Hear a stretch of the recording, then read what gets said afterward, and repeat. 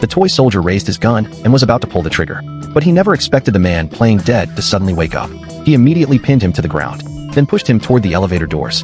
But the toy soldier had unbelievable strength. He spread his arms and blocked the closing elevator doors. But the toy soldier could not hold on for long. The elevator finally crushed the soldier's head.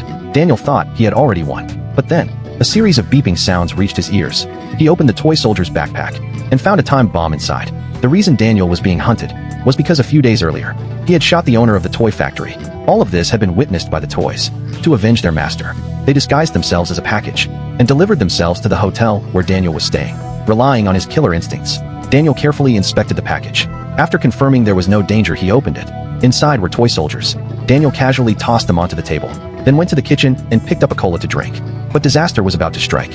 A loud crash suddenly came from the living room. Daniel turned and saw the toy box lying on the floor. Feeling puzzled, he walked over to check. He found the toys inside were gone. Just as he began to feel something was off, a sharp pain shot up from under his foot.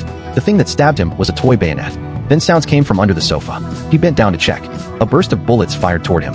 Although the firepower was not strong, it still left raindrop-like wounds on his neck.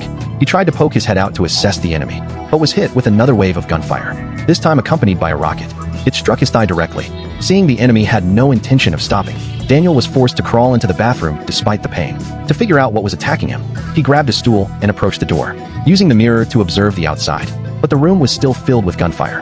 A shell explosion shattered the mirror instantly. Thinking about how a top assassin like him had become so pathetic, an enraged Daniel decided to show them his true skills.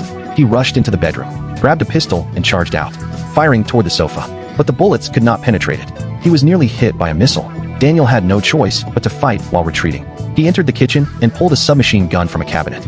With stronger firepower on his side, Daniel no longer needed to dodge. He aimed at the sofa and unleashed a barrage.